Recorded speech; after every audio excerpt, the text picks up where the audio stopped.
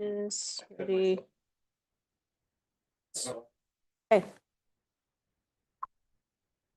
Okay, it is 5:32 meeting, and I will call this regular meeting to order of the Milpitas City Council, October 1st, 2024, to order.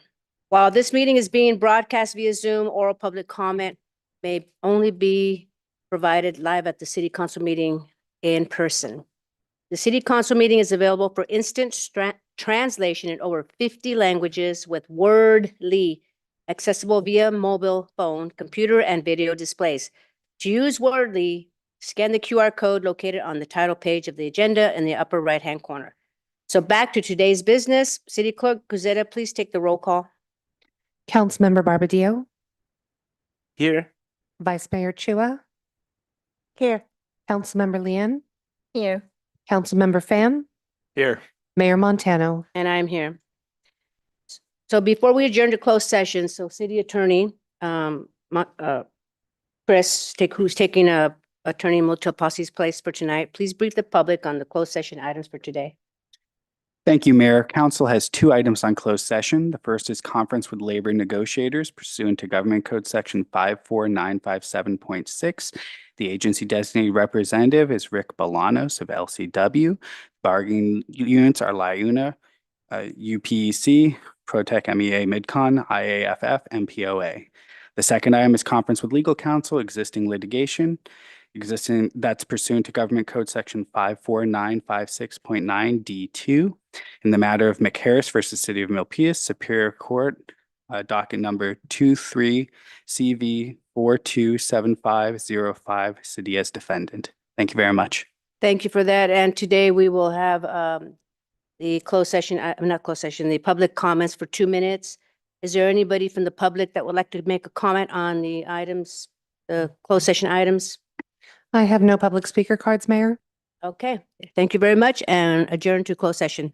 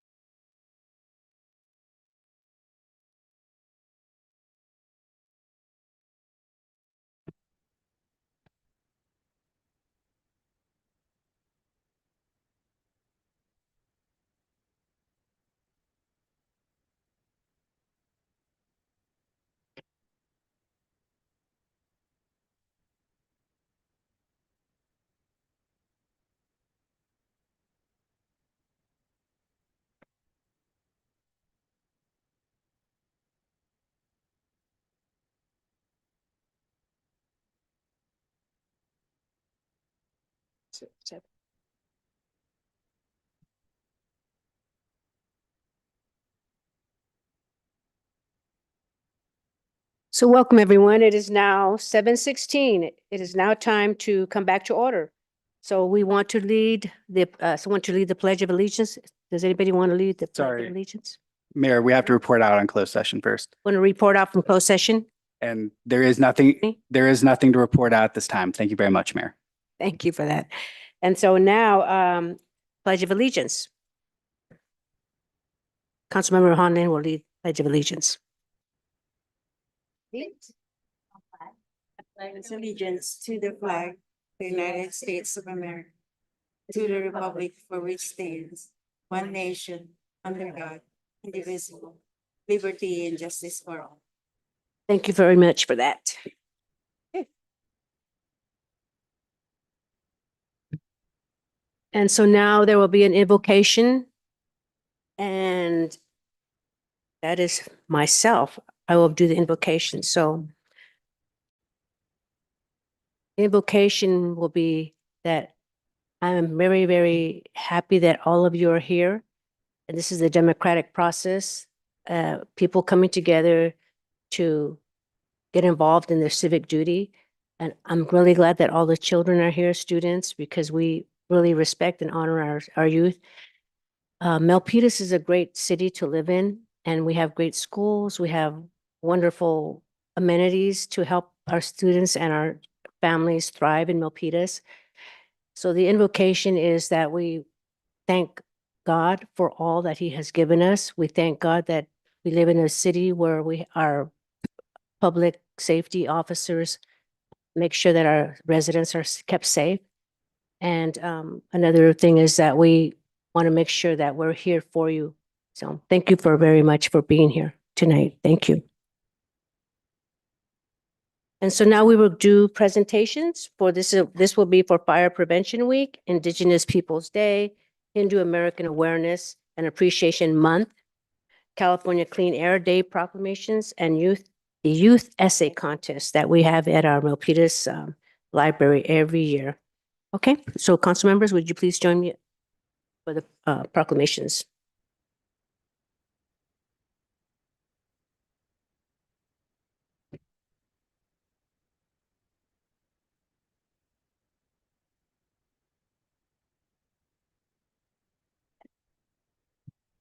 Again, welcome. So today we have Indigenous Peoples Day. This is October. So the Muwekma representatives, are there any here tonight? I don't think there are. So today we honor the indigenous peoples who have lived on these lands for generations and have profoundly shaped the cultural environment, foundations of our country. Indigenous Peoples Day is an opportunity to recognize their contributions, celebrate their traditions, and acknowledge the ongoing struggles for rights and recognition. As we reflect on the rich heritage of Indigenous peoples, let us commit to promoting justice, reconciliation, and a deeper understanding in our community. For those of you that don't know, the Muwekma Indians lived, and the Ohlone Indians, this was their land before colonization took place. But there are still inheritance. There are still people that have thrived and had survived the genocide that was happened in the past. So this is a day that we celebrate the Indigenous Peoples Day. So therefore, I, Carmen Montano, proclaim October 14, 2024 as Indigenous Peoples Day in the city of Milpitas. And we will mail this to the leaders of the Muwekma tribe. And also we have Hindu American Awareness and Appreciation Month. Today, we recognize the valuable contributions of the Hindu Americans to our city and nation. Hinduism is one of the world's oldest religions and has enriched our community with its traditions, values of peace, nonviolence, and the pursuit of knowledge, and celebrations like Diwali and Holi. As we celebrate Hindu American Awareness and Appreciation Month, we honor the diversity that strengthens Milpitas, fostering a climate of respect, acceptance, and mutual understanding. Let's continue building a more inclusive community Join me, Mayor Carmen Montano, and the Milpitas City Council in proclaiming the month of October 2024 as Hindu American Awareness and Appreciation Month in the city of Milpitas. Is there anyone from the Hindu religion that would like to accept this? If not, we will commit. Would you come up? Please, you can accept it. Come on.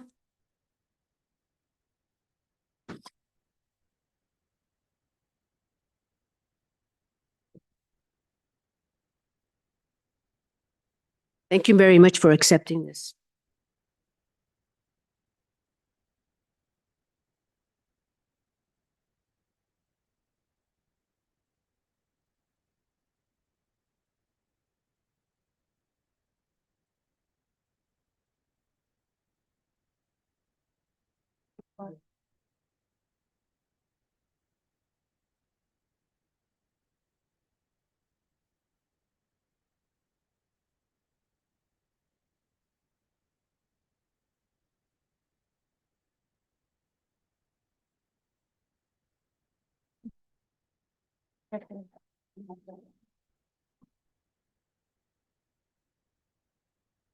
Thank you very much. And then we also have California Clean Air Day. So California Clean Air Day is built on the idea that shared experiences unite people to action to improve community health. By joining together for a unified day of action, we can create new habits to clear the air for all members of California's diverse communities.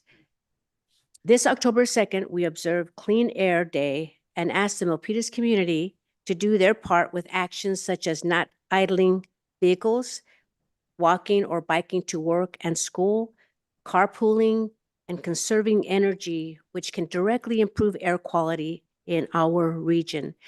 Join me, Mayor Carmen Montano, and the Milpitas City Council in proclaiming October 2nd, 2024 as Clean Air Day in the city of Milpitas. Is there anyone that would like to accept this proclamation? Mayor, I believe Students that are really promoting efforts to reduce our pollution. Any students? we have Christian. Come on. Mayor, I believe we have our Public Works Director, Christian, on virtual, and he can say a few words. Yeah. Okay. We have the virtual? So he will accept it. Okay. Well, so I apologize for that. But you can accept it as well. Okay, so thank you very much for coming.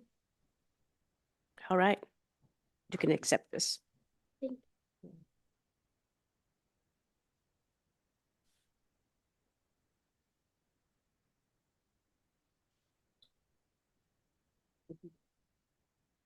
And they want to say something?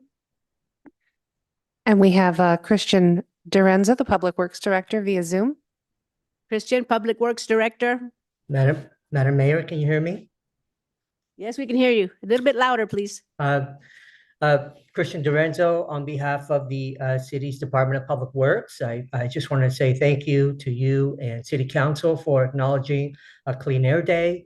And I've never accepted a proclamation virtually before, so I'll try to extend my arm through the screen and see if I can shake your hand and take a picture with you. Otherwise, I just thank you for the recognition. Okay, thank you very much. Okay, Christian De Lorenzo, he is our Public Works Director, and he's doing a fantastic job to make sure that our city is well maintained and all the streets and all the infrastructure here, keeping our city one of the best cities in Silicon Valley. Thank you, Christian. And then we have Fire Prevention Week, and this one, Fire Chief Schoonover or any other staff member will accept this, right? So on October 16th, 6th through 12th, 2024, we recognize Fire Prevention Week. This year's campaign emphasizes the importance of smoke alarms in protecting our homes and families from fire. The theme, Smoke Alarms, makes them work for you, encourages everyone to install, test, and replace smoke alarms regularly. Simple actions like checking alarms monthly, replacing batteries yearly, and updating alarms every 10 years can save lives. Join me, Mayor Carmen Montano, and the Milpitas City Council in proclaiming the week of October 6 through 12, 2024 as Fire Prevention Week in the city of Milpitas. And this is a very serious proclamation because as I've been going around town, I've seen a home that was burned just recently, and I said, "Oh my God, it was horrible." So, and then I don't know if any lives were lost, but this is so important. So, just a friendly reminder: always check your batteries on your smoke detectors. Makes a huge difference. So, thank you, Mr. So, Chief Schoenberg.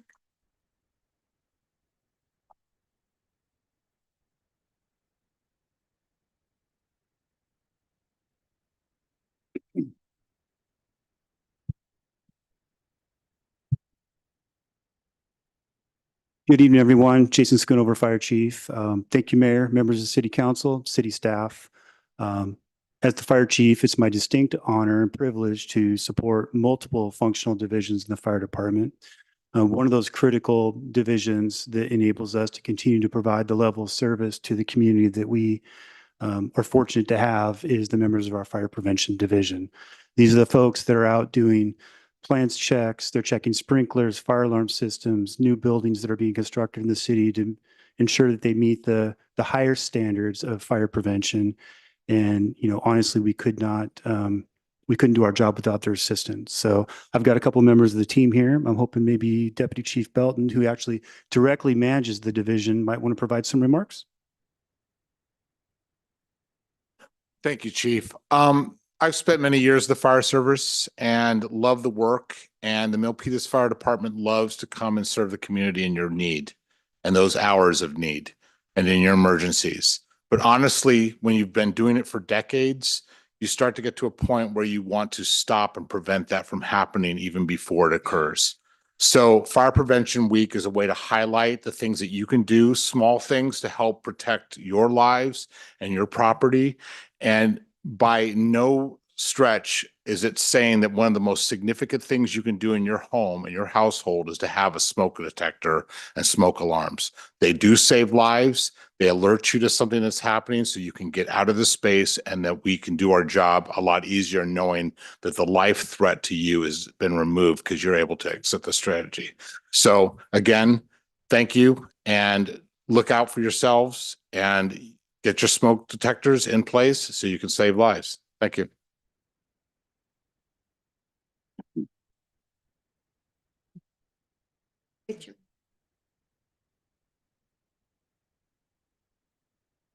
The combination. You gotta show it out.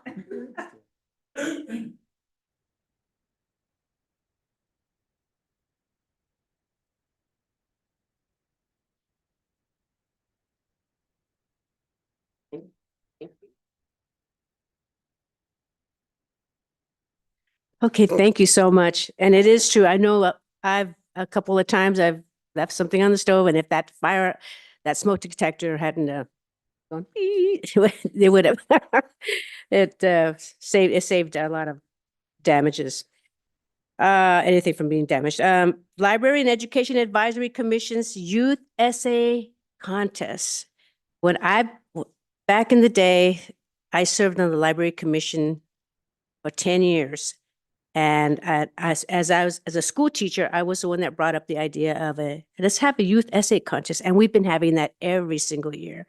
So I'm so proud. And I'm glad that our vice mayor is the liaison. So I would like for you to come over here and present it to the students. I'm gonna have the rest of us. Okay. Thank you, Mayor. I'm really proud of our students this year. They were challenged and they took the challenge and they did an awesome job. I would like to call on the chair of our library commission and also several of our commissioners, and of course, John Macon. Mr. Macon is as a hard worker staff, and he's the liaison, and I don't know how he does it. He just works really hard. Thank you for being here, the commissioners, and I would like to call on my fellow council members to present this commendations to all of you for your hard work.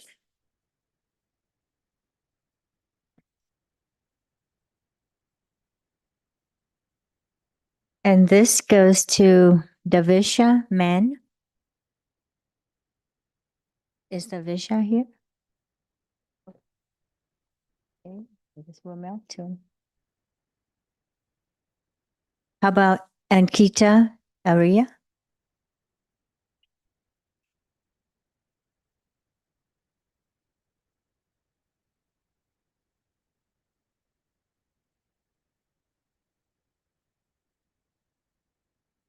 Stay there.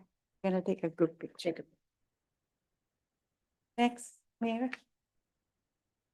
Oh, okay, yeah, we'll take a group picture. Okay. This certificate of award is for Ahana Matre. Great job.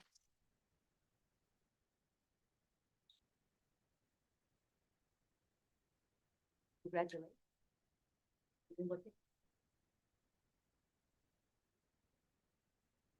The next award will be for the grade 4 to 6 division. It's Hari Krishan Pradeep. Wait.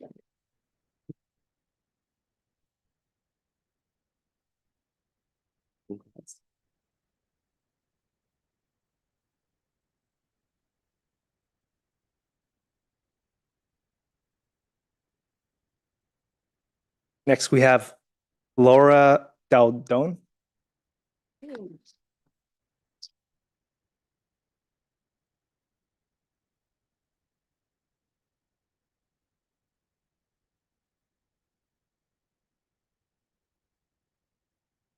And next we have Kyosha Koksha.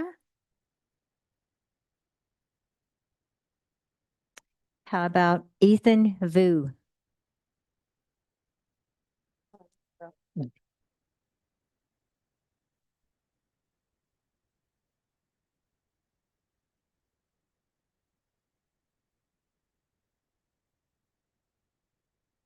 Next, we have Aya Bagui. And please forgive me if I said misspelled your name. Mispronounce your name.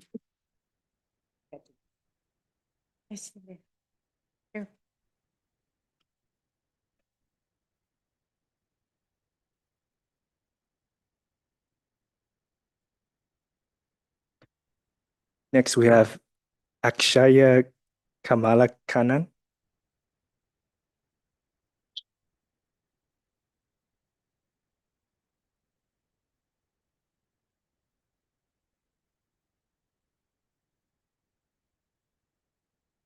For grade 7 and 8 division, Pravati Kanat.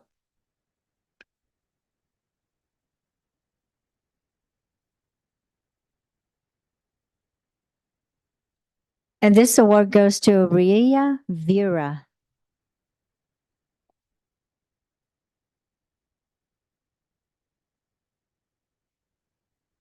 This next award goes to Risha Jain.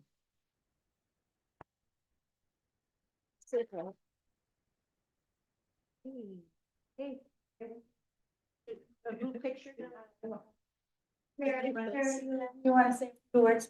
Yes. On behalf of the Library and the Education Advisory Commission, first I want to thank the generous support from the City Council. Without your support, we wouldn't have this essay contest year after year. Secondly, I want to thank all the students who participated in this contest. We hope you will consider next year to join again. And lastly, I want to thank all the parents who supported this event.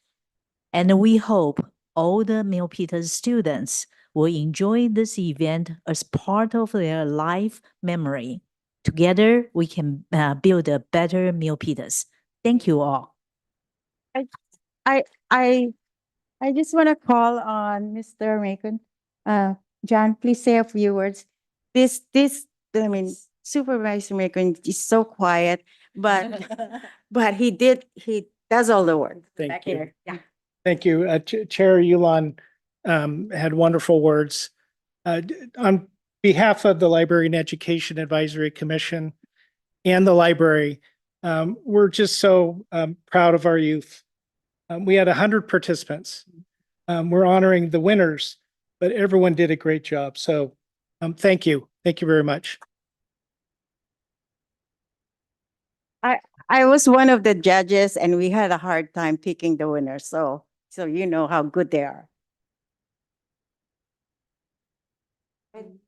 Please in a bit, please.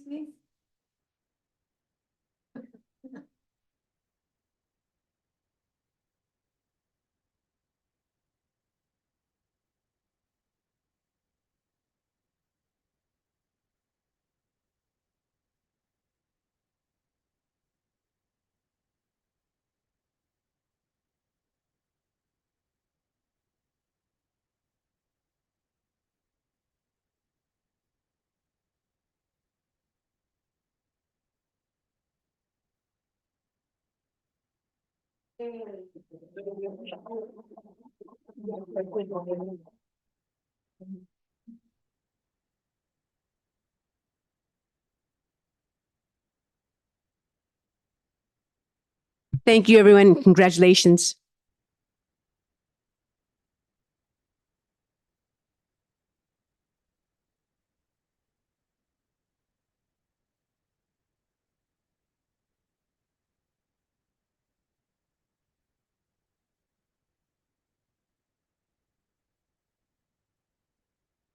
Now let's move on to the public forum. Members of the public are invited to speak on any item that is not on the agenda. Please note that oral public comment may only be provided live at the city council meeting in person. Public forum will be limited to 2 minutes. So, City Clerk? I have no public speaker cards, but I do believe Mr. Montemayor wants to address the council. Mr. Montemayor, welcome.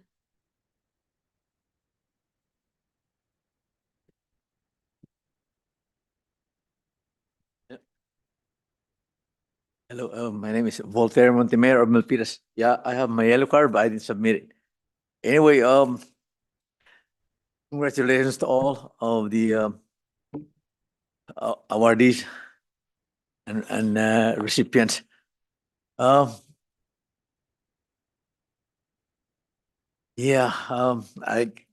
don't have enough words to say. We're all doing good. We're doing great in Milpitas. The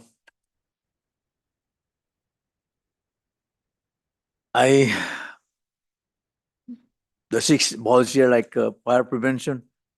Yeah, I hope it's a big budget if you have a helicopter for the fires also. That's a big budget. And then the indigenous, I know, yeah, they did a lot originally. And the Hindu American Awareness Appreciation Month. Yeah, we celebrate. And we need a clean air always. Although there is still monitoring how good is our air. And used to be I could write as a poet, but not. They're better now. Thank you.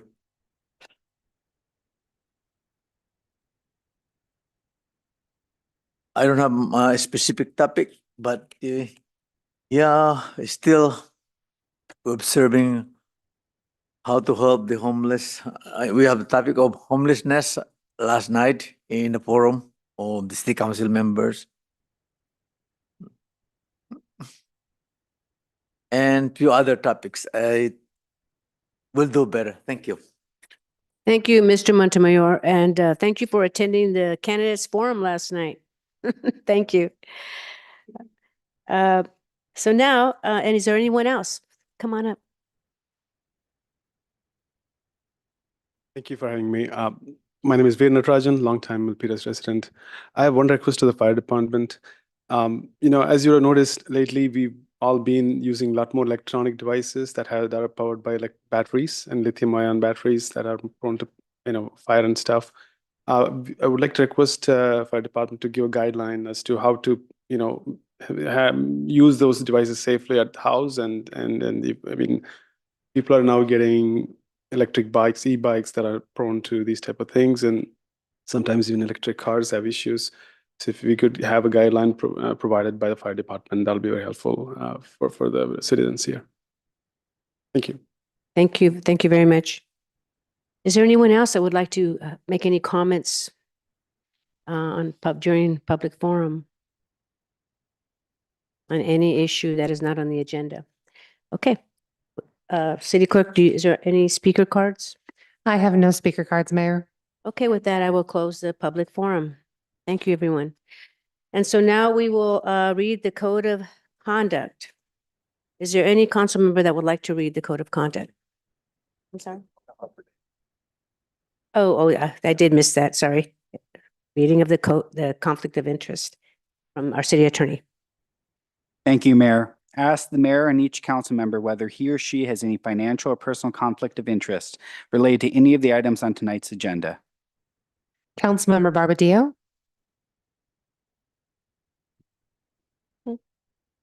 Vice Mayor Chua? None. Councilmember Lien? None. Councilmember Fan? None. And Councilmember Barbadillo? None. And Mayor Montano? None.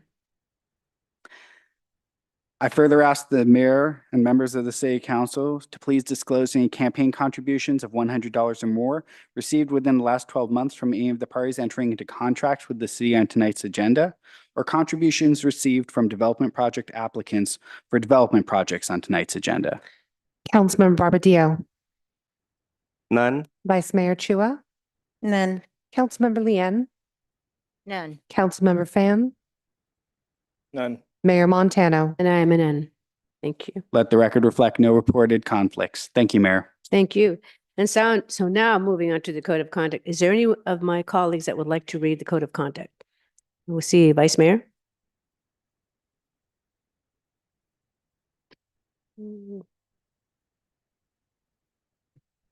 Thank you, Mayor.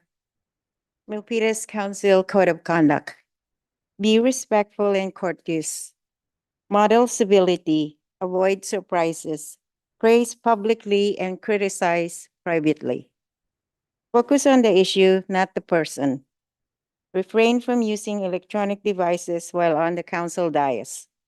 Disclose conflicts of interest and affiliation related to agenda items. Separate governing from campaigning. The council speaks with one voice after making a policy decision on issues. Respect the line between policy and administration. Council will hold one another accountable to comply with this code of conduct. Thank you, Mayor. Thank you very much, Vice Mayor. And so now moving on to the approval of the agenda. Is there anyone of my colleagues that would like to make any of the changes on the agenda? City Manager? No, Mayor, we do not have any changes. Thank you. Okay, seeing none, so move. I second that. So it was moved by Vice Mayor Chua and seconded by myself. So let's call for the vote. Councilmember Barbadillo? Aye. Vice Mayor Chua? Aye. Councilmember Lien? Aye. Councilmember Fan? Aye. Mayor Montano? And I'm an aye. Okay, thank you. Now moving on to the consent calendar. Staff, any changes to the consent calendar? Mayor, I do have one, I just want to point out one change. Item C7 has been taken off the calendar as noted on your agenda, and this will be heard at a future meeting. Thank you. Okay, so item C7 has been removed from the consent calendar. And let's see. So now we'll ask for public comment on the consent calendar. Are there any comments from the public on the consent calendar? I have no public speaker cards, Mayor. And no public speaker cards. So with that, we will close it. So with that, we will close that. Is there a motion to accept the consent calendar?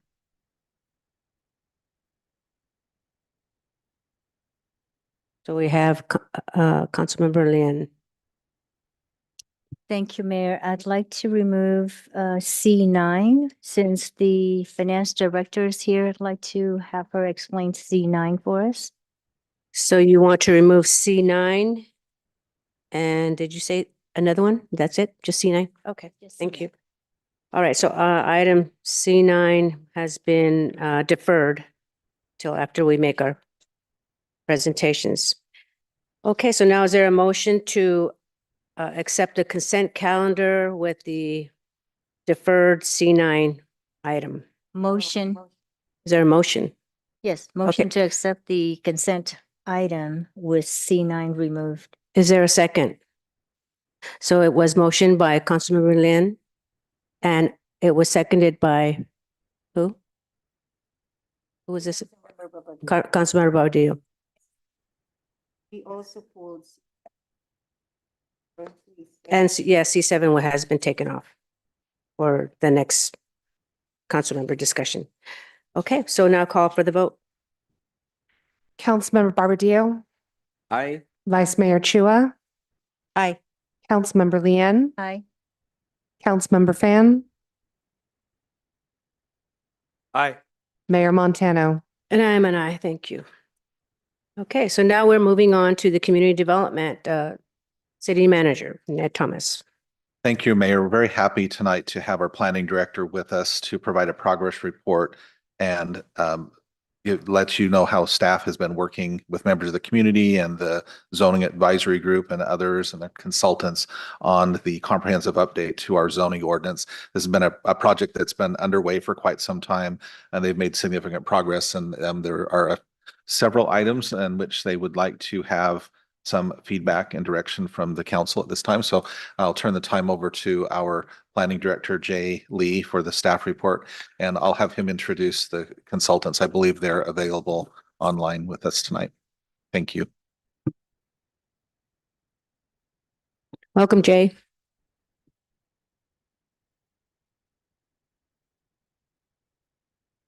Over there. Okay, now it's on. Okay. Good evening, council members. We're happy to be here to provide an update and also receive feedback on the comprehensive zoning ordinance update, phase 2. So as a way of reminder, phase 1 was adopted and the emphasis was to implement one key new land use designation from the general plan, the business park and research and development. It was also to implement the Milpitas Metro specific plan to create zoning districts that came out of that specific plan.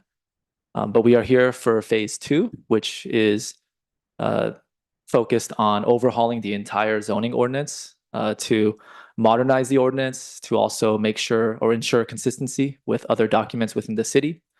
And and also really to implement the general plan's vision for development, which was vetted by the community and you all.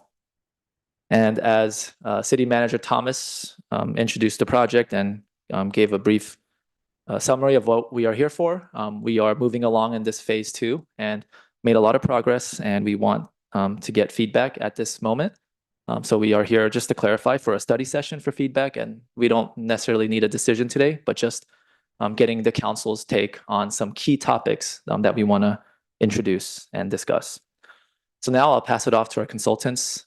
Jen Murillo has joined virtually from LWC, and she will deliver the presentation, but I'll be here to answer any questions. Thank you. Thank you very much, Jay. Thank you, Ned, for the introduction as well. Jen Murillo with LWC. Next slide, please. The presentation will cover an overview of the project. I'll provide a status update and then focus on a few policy topics that we'd like to get your feedback on, and we'll also report on input we've heard from the Planning Commission study session. Then I'll identify the few discussion questions we'd like to cover tonight and wrap up and talk about next steps for this project. As Mr. Lee mentioned, the objectives of updating the zoning ordinance are to modernize it, to make it more user-friendly, to ensure consistency with city documents, particularly the general plan that was updated a few years ago, and to promote compact, mixed-use, and transit-oriented development where appropriate, while also protecting existing single-family neighborhoods. Next. The project overall has been about, or will be about, a 2.5-year timeline. We started this project in spring of 2023. And the project is organized into 2 phases. That first phase, as Mr. Lee mentioned, has been completed. That included the establishment of new zoning districts and an updated zoning map, implementing the new designations in the general plan and metro-specific plan. So those districts are in effect. That phase is complete, and we're now focused on the comprehensive update, or phase 2. And in phase 2, we are getting close to releasing a draft of the updated zoning ordinance. We expect to have that available at the end of November. And then have community outreach and feedback. And ultimately, our target is to have public hearings and adoption in late spring, early summer of next year of 2025. Next. The outreach this project has included and continues to include our meetings with key staff. That was our technical advisory committee, having interviews with stakeholders from the community, conducting meetings with our zoning advisory group. That group is comprised of representatives from city commissions. They've been providing great input throughout this process. And then workshops with the community and study sessions like this one with the City Council and Planning Commission. We also offered an online survey over the summer, and all the information and feedback we've received is documented on the project website. The policy topics we'd like to cover tonight are parking requirements, non-conforming uses and buildings, sustainable building standards and incentives, and single-family residential design standards. Now, when we talk about parking requirements, I wanted to speak a little bit to parking reform to set the stage or provide some context. So parking reform is happening nationwide. It's happening throughout the state. It's happening locally in the Bay Area. Every zoning engagement we work on includes modifications to parking standards. So this is really a universal reform effort that is occurring in the land use planning and zoning space. And the city has policy direction that is also influencing our work and movement on this topic. The city's housing element includes a program to look at reductions to residential parking requirements. The general plan and climate action plan have policies that are looking to encourage other modes of transportation and mobility outside of just a private automobile, encouraging walking, biking, and transit, and looking to reduce the amount of pavement and space dedicated to vehicles, to reduce the environmental impacts associated with that, and also to reduce greenhouse gases. Now, some jurisdictions are taking a very or a more aggressive approach in terms of adjusting parking standards. Some jurisdictions are going as far as eliminating minimum parking requirements for projects. That isn't something that we think is appropriate or proposed throughout the city of Milpitas. And so we are looking at moderate reductions to parking requirements that are reasonable and appropriate throughout the city, but that also provide a developer the opportunity to also propose more parking if that is something that is desired by the developer. So if a developer would like to have additional parking for marketability, for pricing, for attracting a tenant, that would be allowed and wouldn't be precluded. And the reason for looking at this parking reform, I just want to describe kind of the old way, the old approach that parking planning has been done. And that was looking at past trends to predict future demand. And that resulted in this self-fulfilling cycle of having a generous parking supply, which led to more sprawl or dispersed development, which increased the need for vehicles and driving and continued to then result in additional parking being provided. So continued to amplify this need for additional parking and more vehicles and resulted in not the desired outcome. So the new approach on the next slide looks at parking differently. Instead of focusing on a single solution of more parking, which can be inefficient in terms of land use, can be costly and counter to community objectives, looking at a variety of strategies to address parking, and the zoning related approaches being to reducing parking requirements, that required number of parking at an appropriate amount, and then supplement that with other strategies like transportation demand management strategies, with alternative parking strategies, which I'll talk about momentarily, and help support more of the community objectives and overall design and public health. Next slide. So when we're looking at even moderate reductions to parking, we want to look at how we can start to offset that with other requirements. So we expect to have bicycle parking requirements that apply citywide. So for short-term and long-term bicycle parking spaces. Those are now in place in the metro area, but we want to make sure that it's addressed citywide. Also, transportation demand management, TDM. These are strategies that reduce vehicle trips and reduce congestion or vehicle traffic without building more roads. And that's typically accomplished with a TDM plan that new projects of a reasonable size include in their submittal or proposal provided to the city, that identifies the strategies they propose to incorporate in their project, which would lower the vehicle trips associated with their project. And those can be measures like providing subsidy for transit passes to residents or employees, to providing on-site amenities like food service or cafeteria, providing alternative work schedules, and many others that can be included in a project to reduce vehicle trips. Next slide.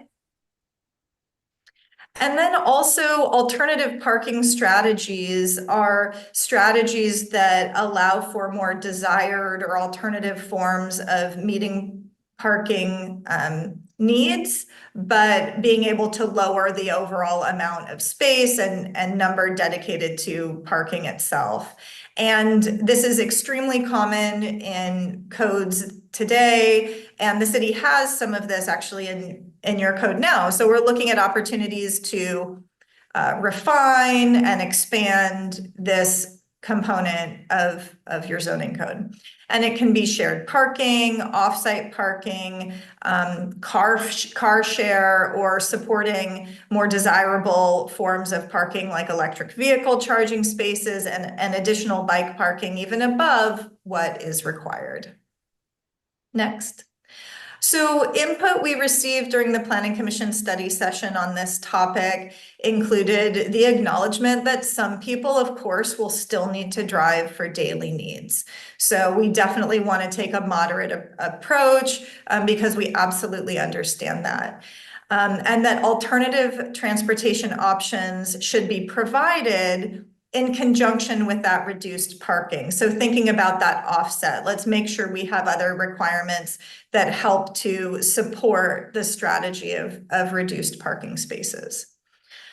We had comments that infrastructure is needed also to support reduced parking. So infrastructure that accommodates other forms of mobility, walking, biking, and transit. That parking enforcement will be important.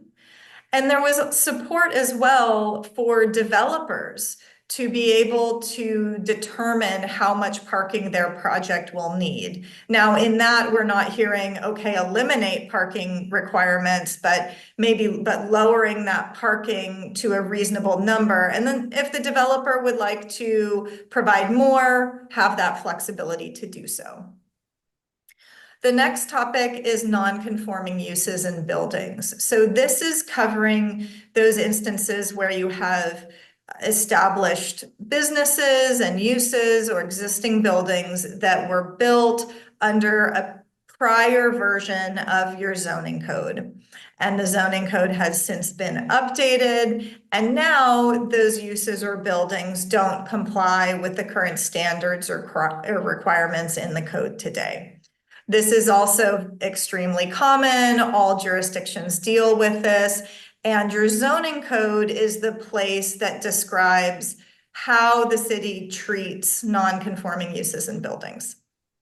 So there is a spectrum of how regulation can apply to non-conforming uses in buildings. And the city can take a less restrictive or more flexible approach, which means that these non-conforming uses in buildings would remain in place likely longer, but you're more flexible in allowing expansions of those uses, additions or improvements to those non-conforming buildings. And you may see higher utilization of older buildings because you're allowing them to be used. You're being more flexible. A more restrictive approach would be appropriate if you're considering or desiring to start to eliminate those non-conforming uses and buildings more quickly. In those cases, you would only allow for limited improvements or expansions to existing non-conforming uses. And what that can mean is you might preclude existing buildings from, non-conforming buildings from being used or occupied for a period because they're non-conforming. So there's pros and cons, to each approach. And the next slide talks about the feedback we received during the Planning Commission study session on this, which is that we got feedback in terms of support for having a more flexible, less restrictive approach to non-conforming regulation so that it can accommodate additions and improvements to buildings that are non-conforming. And in thinking about this, also thinking about providing that flexibility with non-conforming uses and allowing minor exceptions to that and considering who should decide that. Should we have an opportunity for the city manager or planning director to allow for minor exceptions, whereas now those types of decisions would go to the planning commission and may or may not be allowed. Next slide. The next topic is sustainable building standards and incentives. So the zoning code can incorporate incentives that encourage desired projects and desired features of projects. That's optional for the zoning code to do that in the case of sustainable buildings. But when we consider this topic, there are mandatory energy efficient requirements for buildings that are established in the city's building code. And a project coming forward would have to comply with the building code requirements, would have to comply with the city's REACH code that's transitioning to all electric where legally enforceable. So there are parameters that a building coming forward or a project coming forward would have to comply with in terms of energy efficiency. But for a project going above and beyond those requirements, there is an opportunity to provide optional incentives in the zoning code that a developer may choose or not choose to take advantage of. And in the Planning Commission feedback on this, they thought that it was appropriate to provide incentives for those types of buildings that exceed the building code requirements, which is in line with the city's climate action plan that has a program or action to consider incentives or look at incentives for these types of buildings. And offering streamlined review was identified as an appropriate incentive by the commission. Next slide.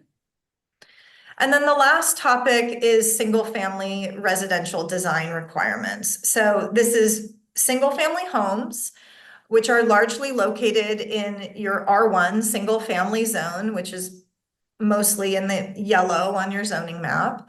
And the city did adopt objective design standards over the last year and a half or so. And those objective design standards only apply to multifamily projects, so 2 or more units, not to single-family homes. Next slide. And so we heard feedback so far during this process that there may be interest in applying some level of standards to single-family homes. And there is a range of standards that can be applied. Different jurisdictions decide what level or amount is appropriate. And it could simply be limiting the amount of blank space on certain exterior walls, for example, or it can be more extensive, like requiring a full 360-degree design, meaning that every side of the home is treated with the same level of detail and treatment. It can include privacy requirements for, say, second-story windows. It could include regulating exterior building materials. It could include standards related to entrances to the home, how they're oriented or whether they're weather protected. And the next slide, Planning Commission gave input on this topic as well, and they felt that, or provided feedback that considering design standards for single-family homes may be appropriate only for the sides of the home that are visible to the public, maybe that face a street. And made a point that it may be appropriate to not require existing single-family homes to comply with these new standards. In other words, don't consider existing single-family homes to be non-conforming if they don't comply to these design standards. That was good feedback. So the 4 topics, just to wrap up in terms of the questions we're posing, in terms of the parking requirements topic, just input you have on the overall approach to this reduction to the required parking, number of spaces, and alternative parking strategies I discussed. In terms of the non-conforming uses in buildings, do you have input on that, on balancing the approach to non-conforming uses from less restrictive to more restrictive? And then in terms of sustainable buildings, should incentives be offered through the zoning code for buildings that exceed the mandatory energy efficiency requirements, and what types of incentives the commission identified? Streamlined review. Are there others? And then lastly, for the single family design standards, what standards do you think would be appropriate for single family homes, if you have any input there? So wrapping up, as I mentioned, we are targeting releasing a draft of the zoning ordinance in late November. And then we will have a period of the draft being available for review, and we'll conduct outreach during that time, which will include a meeting with the zoning advisory group, a community workshop, and study sessions with both Planning Commission and Council. That period will probably run through, we're thinking about March of next year. So having the draft out late November through March. And then the feedback we receive during that time will take and revise the draft. And that revised draft will bring forward for hearings with the Planning Commission and then to City Council, expecting those hearings in late spring, early summer. So as I mentioned, then having the updated ordinance in effect sometime in summer of 2025. So with that, thank you very much for your time, and we are available to answer any questions and look forward to the discussion. Thank you very much for that presentation, Ms. Murillo. Are there any comments from the public? I have no public speaker cards, Mayor.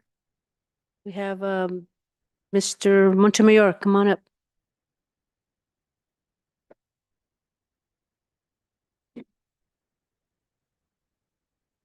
Voltaire Montemayor of Milpitas. Great presentation. Yeah, it's from the start. If we start good, my only worry, if there's worry, is the old established buildings already, and the ones that we have out there. I hope there's no like problem on redoing what they have now. In other words, I think the cut-off time of the development for this new way, or the one that we have now, the on the progress report. So for me, you guys are doing good. Thank you, and I just hope, as I was saying, we did some walk around as we go for to speak to people. So I'm worried of how they have parking spaces around, and I think we need some consideration if there's a problem. Thank you. Thank you, Mr. Montemayor. Is there anyone else from the public that would like to make any comments? Seeing none, I'll move on to our city council members. Anyone want to make any comments on the presentation?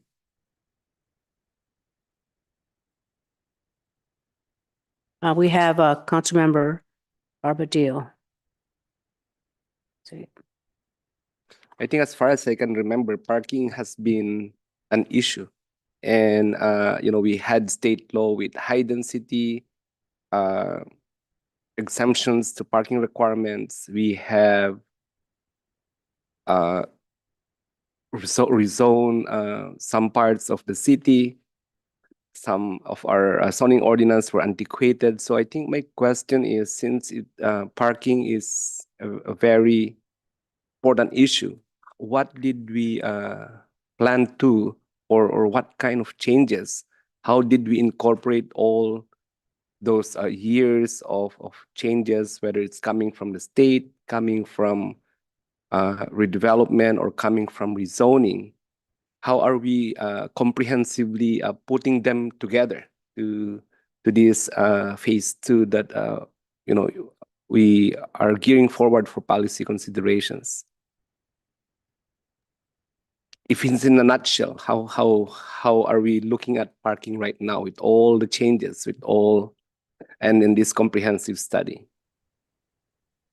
Thank you. I'll let Mr. Lee, if he has additional feedback, is we do look comprehensively at all the state laws relative to parking to ensure at minimum the zoning requirements are consistent with state law. We are also looking at your general plan, your climate action plan, your housing element, to make sure that we are consistent with those documents in terms of overall implementation.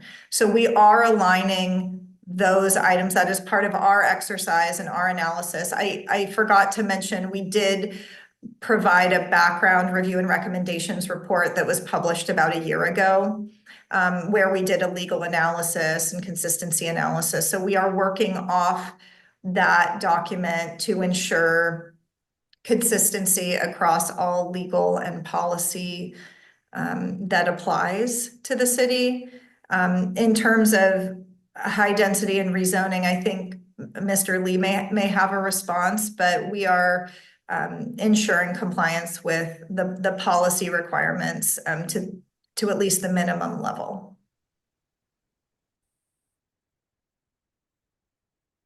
That was a great answer. I would just add that we are trying to retain as much discretion as we can. So, for example, 100% affordable housing projects or transit-oriented development, usually state law trumps local law and drastically reduces those requirements. But any other areas, which is why we're taking a moderate approach to these reductions, because where possible, we want to retain that ability to require an appropriate amount of parking. So I would say that's kind of how it works together when it's outside of those areas. But the areas that are near transit or 100% affordable, we are somewhat limited there. Just a follow-up. So we did align them with policies and laws. Did we align them with the community culture, right? We're encouraging public transportation, bike lanes, walking path. How are these incorporated in this comprehensive plan that we're looking at? I'll start and maybe allow Jen to elaborate, but we are in the code, I believe, implementing a citywide transportation demand management program. I'm just giving you like one example, but this program will standardize how we work with developments to make sure that they provide these measures beyond just parking to really meet that deficit, or if there maybe is a way to reduce that demand, because we don't want we want the parking to fit the actual demand. So these demand management measures can range from providing more active transportation improvements, as I think Jen mentioned, transit passes, a whole program where for certain projects you have to provide this, and the city would review it, and we also wrote in mechanisms for enforcing these programs. So that's just one example, but there's also shared parking and other approaches that could try to address this from a more holistic manner. We also have our specific plans and other master plans where we have a vision for the city to have a stronger pedestrian and bicycle system and network. Also working with VTA to ensure that we have adequate and strong public transit systems, which I think we are well positioned in that way. So we're doing a lot of different things, I think, to help address this problem. I think you mentioned something interesting. So yeah, maybe I don't know, it's for policy considerations, we may partner with VTA, BART, the bus system, maybe an incentive, if they're willing to work with us with some incentives. So to incentivize people to use public transportation, maybe that's a way and a route to to implement a comprehensive reform and address the loopholes of parking issues. Yeah. And I have a question with regards to the single family residence design. It's very exhaustive, but my question is, would the new designs and rules later on develop into policy and ordinance, would that cause homeowners, one, as to new structures, and secondly, with existing single-family residence homes? Have we gone that far to see if later on, with all this comprehensive change that we're looking at, it's gonna affect costs in the long term? And thank you for that comment. I would say that we haven't drafted those standards yet in terms of applicability. So this is a great time to get your feedback, because this can be written the way the city would like it to apply and would like to cover. So if these are standards that are only appropriate to apply to new single-family homes and existing single-family homes they should not apply to, we can draft the language that way. And then we would also be able to identify what standards you would like to apply. And if the city council doesn't think any standards should apply, that's okay too. So we're here just to hear your feedback, but this is one area where we do have flexibility. The council does have flexibility in crafting these standards that's appropriate to the community.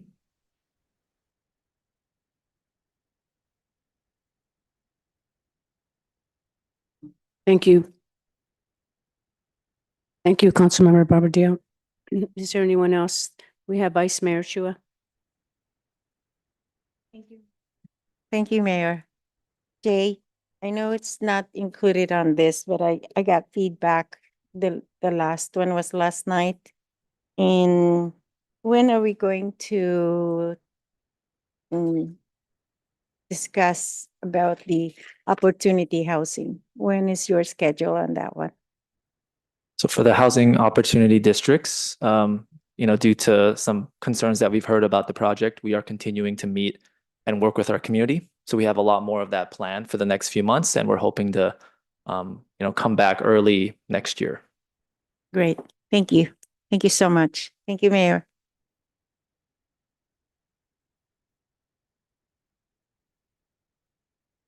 We have Councilmember Lin. Since you added, Mr. Lee, also consider the smart services that we have as well. Thank you.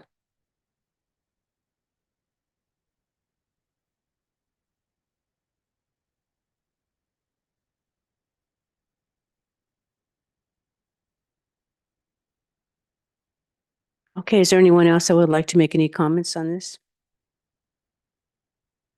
I have a couple of my own that I'd like to ask.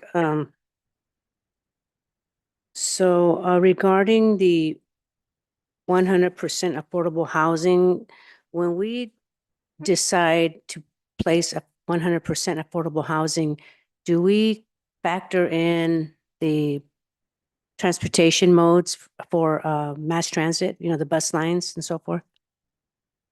And if not, I recommend that we do that.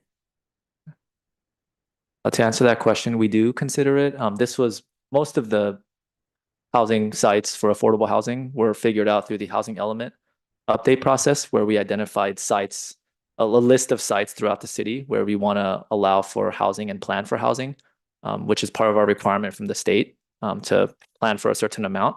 And in selecting these sites, we considered a variety of factors, and definitely one of them is proximity to public transit. So I think that's a great comment, because a lot of the folks who live there often depend on public transit the most. Right.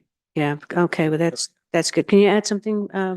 Yeah, I just, City Manager? some of these things are multi-layered. I just like to add to what Director Lee said. When we look at affordable housing, a lot of it is about funding and where's that coming from? One of the benefits of reducing the parking is that it actually reduces the cost of the overall development, and therefore, and you can usually reduce parking when you're close to transit. So if a development is located next to transit and they're then able to reduce or even eliminate much of their parking, more of that money can go, we would, theoretically, more of that money could go toward the affordable housing and toward the units. And so there's some of these are they build upon each other, is my point. Great. Thank you. And another one, it kind of goes in hand with what I was going to ask about HCD with the RENA numbers, how that influences our housing stock. I could speak to that. Our RENA numbers increased a lot in this cycle from the last 8-year cycle. It more than doubled. But a lot of how we're addressing that is through our planning, the housing opportunity districts, the specific plans to allow housing where we think is most appropriate, to also implement the general plan.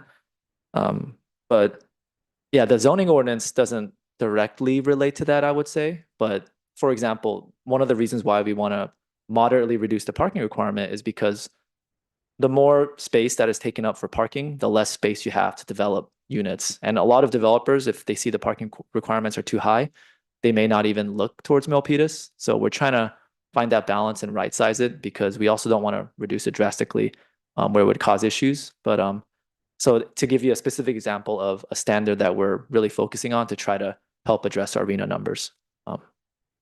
Thank you.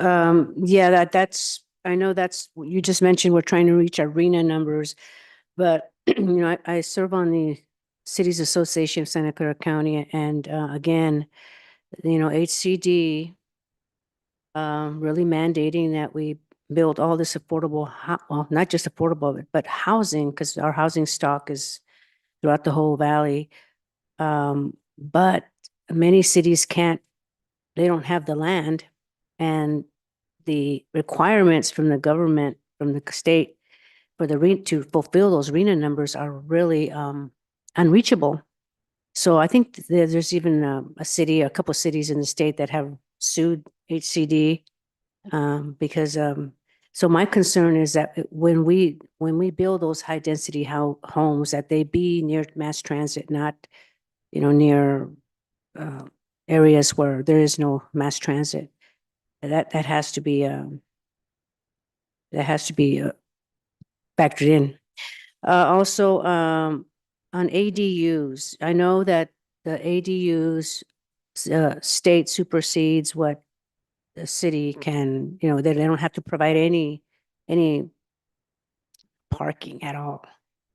But I would like to, but I've been hearing complaints from neighbors that have been, folks that have been complaining to me about that an ADU went up without even the neighbors knowing that it went up. But I would like to see, hey, if you're going to build an ADU, at least let your neighbors know, have the courtesy of letting your neighbors know that ADU will be built in someone's backyard. Because it's, the parking situation. And also some of them, I think they can reach a height of, I think one of them said that they can look at their bedroom window. So, the privacy issue. So, I don't know if we have any say so in that, because, that's taking away someone's privacy rights. So yeah, if we can look into that, that would be something that, should be in our ordinance. So, and then, the last question I had is, how many you talked about 2 phases, but do we have more than 1 phase? Is there 3, 4 phases? This is the last phase, so we just have 2 Second phases. is the last phase. So, it's like forever now, speak up or forever hold your peace, right? That type of thing. The other thing, so liquor stores, in Milpitas, we have some liquor stores that have been placed in areas where they shouldn't be.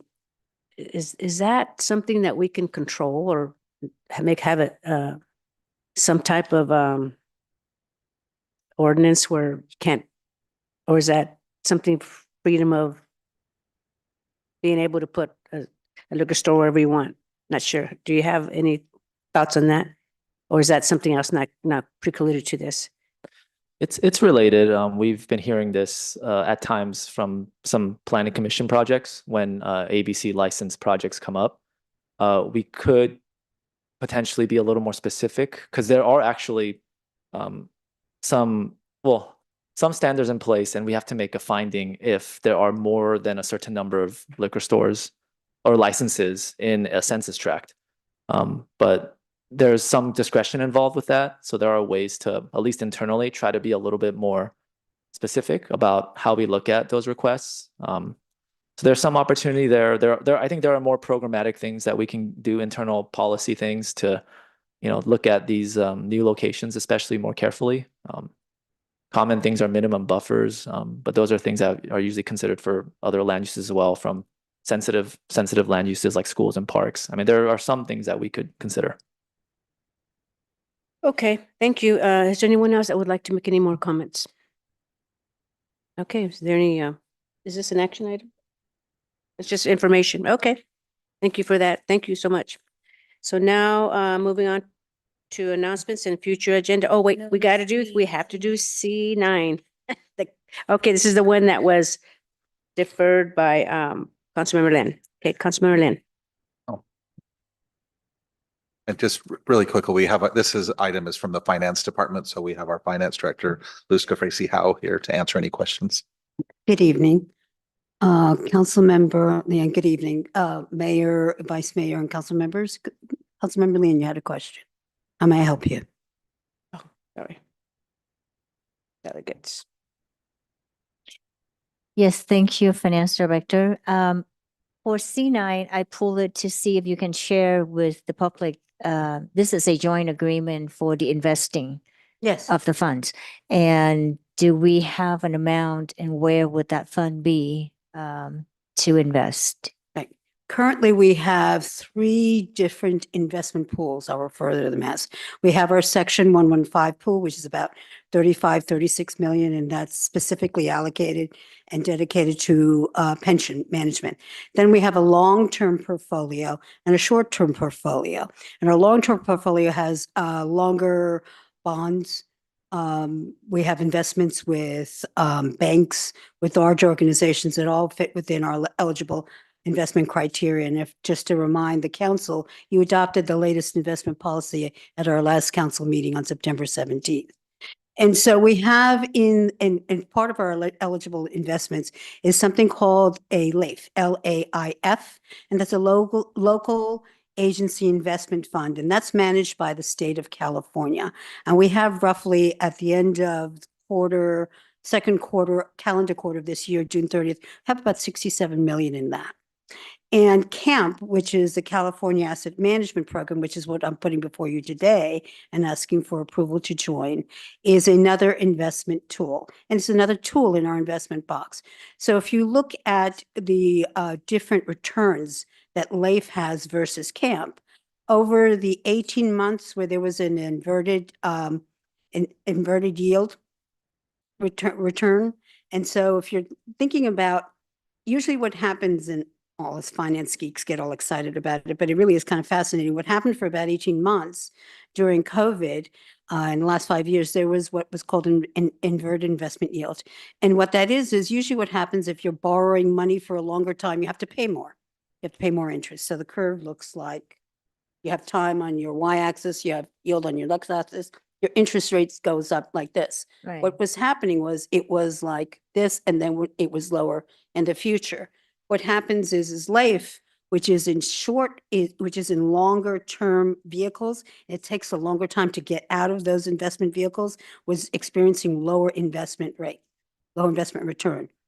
If we had been in CAMP, for example, which has shorter term, we would have been experiencing anywhere from 200 to 300 basis points better. So 2% to 3% improvement on our net rates. So if you're looking at, and I'm just going to give you a for instance, looking at a $67 million portfolio, looking at it on a daily basis, that's an additional $3,750 a day, which doesn't seem like a lot. But when you add that up over 18 months, now you're talking 2 mil. And so what it is just, the CAMP is just another investment tool in our toolbox. And you'll be seeing a lot of these, not just this kind of stuff, but other mechanisms to make our money work harder. Wonderful. Thank you. And with, oh. Yeah. Go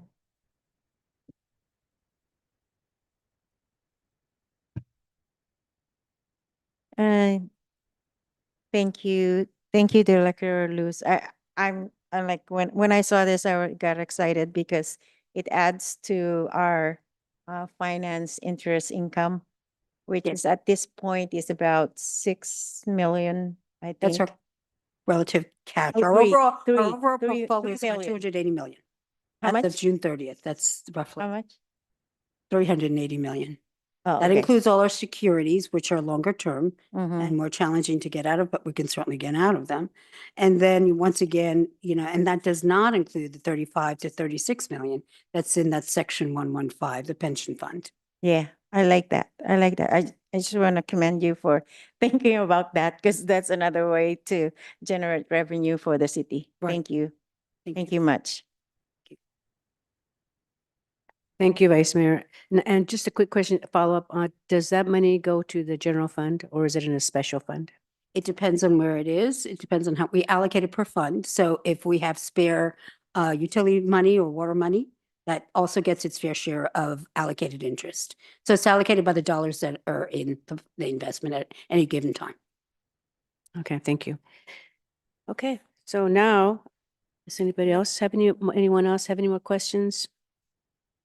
Councilmember Leanne? Hold on.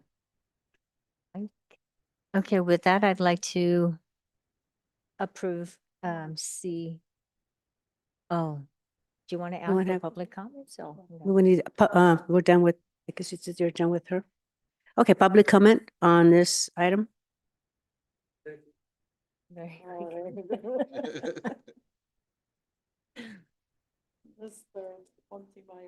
Yeah, Voltaire Montemayor of Milpitas. Welcome. Yeah, as was touched and talked about many times last night, projects needs budget. Thank you. Thank you. Okay, now, That- Councilmember Leanne. Move to approve C9 on the consent item. Okay, So now we'll call for the vote. It was moved by Councilmember Lin and seconded by Vice Mayor Chua. Call for the vote. Councilmember Barbadillo, Aye. Vice Mayor Chua, Aye. Councilmember Lian, Aye. Councilmember Fan, Aye. Mayor Montano. Aye. Okay, thank you for that. And now moving on to announcements and future agenda items. City Manager. Oh. Do you have any? Just two quick items, Mayor. One item for the council. Tomorrow is our annual employee appreciation luncheon. It's at 11:30 at the community center. We're going to have a short program where we will recognize those employees and they'll receive their service awards for 5, 10, 15. We have several with 20 years, 25 years, 30 years. And those who did not receive their certificates during the pandemic, we're going to recognize them tomorrow at our employee appreciation luncheon. So you're welcome to attend and enjoy the luncheon if you'd like. Also on Friday, the Economic Development Department will be working with our community partners, primarily the Milpitas Unified School District and our hosts BD Bioscience and Corsair Gaming, hosting our 8th annual manufacturing day. I believe you all received an email regarding that. I also want to give a shout out to Simon Group, the owners of the Great Mall. They are hosting the lunch, and it will be by another great Milpitas business, which is Crust Sourdough Sandwiches. The lunch will be paid for by Simon Group. And then I also wanted to take the opportunity. Oh, she's not here. I was going to introduce our new Deputy City Clerk, Jessica Chen. You may have seen her sitting over here earlier. Did she leave? Oh, she just left. Okay. Sorry that we missed her before she left. Hopefully you've all had a chance to meet her. And if not, the next time you're at City Hall, please stop by the city clerk's office to welcome her to the city. Thank you. Thank you, Ned Thomas, City Manager. And now we have Vice Mayor Chua. Thank you, Mayor. I just want to thank the staff and as well as the council for approving one of my recommendations to have the opportunity for staff and commissioners to showcase their artistic talents. The staff calls it hidden talents. So it's gonna start, I think that the exhibit will start around March or April. But the application, I think it started already or just started. Yes. So I'm excited about that. And I would like to see a lot of hidden talents. Just kidding. And the other one, I would like to formally put on the council list to explore to modernize our business tax rate schedule. Hopefully, this is another way to generate revenue for the city. And it has not been changed since 1976. So I think it's about time that we look into it. Call for Thank you. consensus. Councilmember Barbadillo, I'm fine with that. Vice Mayor Chua, Aye. Councilmember Lian, Aye. Councilmember Fan, Aye. Mayor Montano. I am an aye. That's all I have. That's it? Okay. My turn. Okay, so now we have Councilmember Lin. Thank you, Mayor. Since city manager introduced the deputy city clerk, I would also want to see if we can bring the HR director to our next meeting to address the hiring and the positions field, the vacant positions field, and also to have her present on to the community as well as for the council, what sort of recruitment process or the testing process that we have in hiring to fill those positions. Thank Yeah, you. we'd be happy to work with her to put together a general presentation on the recruitment process and current vacancies at the city. Yeah, and also to share with us the number of vacancy. Okay. Thank you. Thank you, Councilmember Lin. Anyone else? We have a. So was that? Consensus vote. Okay. Okay, consensus vote? This is for consensus. Councilmember Barbadillo. Aye. Vice Mayor Chua, Aye. Councilmember Lien, Aye. Councilmember Fan, Aye. Mayor Montano. Aye. Now we have, Councilmember Fan. Yeah, I'd like for us to have a conversation at a future council meeting to discuss a request for proposals or request for quotes regarding the action that we recently took with regard to the library renaming. So I don't think there was complete confirmation as to the pricing or potential schematics or conceptual artwork or anything like that. I don't think it would hurt to just issue a general RFP just so that we can have a good idea of where the expenses are going to be and design standards and whatnot. If I might, and I might have our assistant city manager come as well. Staff is currently working on some proposals for, I know they've already identified where would the signage changes need to be. And there's some work around the pricing for that. I don't know if there's anything you'd like to add to that, and I know we're working on it. No, thank you, City Manager Thomas. Assistant City Manager Matt Kano, correct. Yeah, we are currently working on pricing out with vendors specific options, and we are planning on bringing that back. I don't have a time frame quite yet, but we trying to do that expeditiously. Okay, well, I would like to see a timeline confirmed. You know, Right. just we can follow up and perhaps we're planning to bring something back to you. We just don't have a timeline yet because we're not quite there yet. But yeah, when we're ready, we can bring back. If you want to do consensus, so we would be happy to bring that back, and I can follow up with you on. okay. So then if we know a little my bit more. my about request is then bring it back before December of this year. That's my request. Asking for consensus. Councilmember Barbadillo, Before December is fine. Vice Mayor Chua, Aye. Councilmember Lien, I'm going to stick to my previous vote to get the community input and to do this after the election. Thank you. So no. Councilmember Fan, I mean, that's literally after the election, but I. and Mayor Montano. Aye, it's December, right?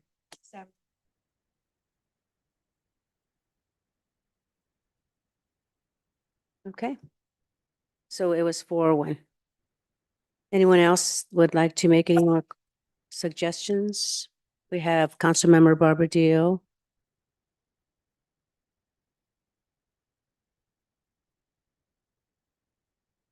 Thank you, Mayor.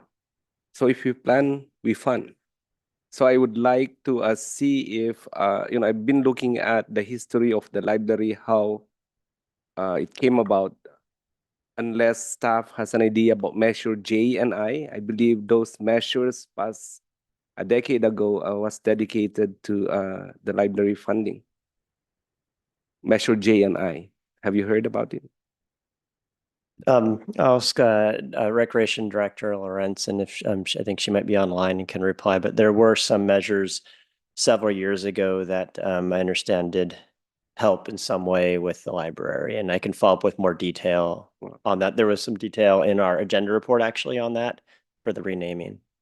Right. Since we talk about this project, I've looked into it, waiting for the staff, but I understand that there is a dedicated measure when this library came about exclusively for its sustenance or or any of its needs. So if we have that, then that's something to look at and hopefully save some general fund money that's really dedicated to the library. Thank you. So Yeah, I don't want to get too far because it's not an agendized item, but Yeah. we will definitely look into that and we can get back to you directly. And then some of that will be incorporated into the presentation that we bring back to that was requested by Councilmember Fan. And I Happy to also cover. wanted to mention that when we come back, and we'll have to go back and check with the Public Works and Recreation team to see what level of detail we can bring back before December. But in order to get the exact cost, we will have to go out to bid. However, it's possible we can bring back some concepts and ideas and conceptual costs. I'm just trying to push it a little bit. We've been talking about this for 2 months. There was a directive at that time to look for possible sources, and I'm not hearing it. So I'm just trying to see to help out. But I agree, we can agendize this later on, but I'll piggyback it with council members' funds requests. Okay, anyone else? Let's see. Are you done, Gary? Okay, thank you. We have Councilmember Ban. Yeah, and not really a request, but I just wanted to recognize that the start of National Crime Prevention Month is October. And I want to recognize the critical role that law enforcement, community members, and local organizations play in keeping our neighborhoods safe. And then to that end, there's if you are itching for caffeine, there's a National Coffee with a Cop Day tomorrow, and that's going to be between 9 a.m. to 11 a.m. Starbucks on right here. Okay, thank you. Okay, I have one, a request. So, a resident has, complained to me about, the unsafe, travel on Edsel and Roswell. It's near a school, so they would like to see, some type of control, not traffic control, but it's like speed bumps or maybe a four-way stop. And I've been there and it is kind of dangerous. People not stopping and they didn't know, missing. There is a one-stop sign there, but a lot of people miss that. And so he was recommending maybe a four-way stop or some other type of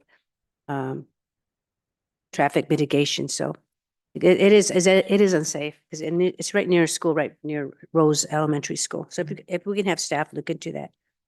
Yep. Okay, and that's, For consensus? do I need a consensus for that? You Yeah. don't need a motion if you just want, if they just want staff to bring you. Yeah. Yeah, I was just going to say, we're aware of that intersection. I took a look at it. It looks like it's a two-way stop currently. We'll have staff look Yeah. at it. And it's likely that will come to the transportation Yeah, subcommittee. that's great. And If you then can bring it up. depending on your recommendation, we'll bring it back to the Okay, council. thank you. All right, thank you. Okay, with that, I don't see anyone else and meeting is adjourned. Good night, everyone.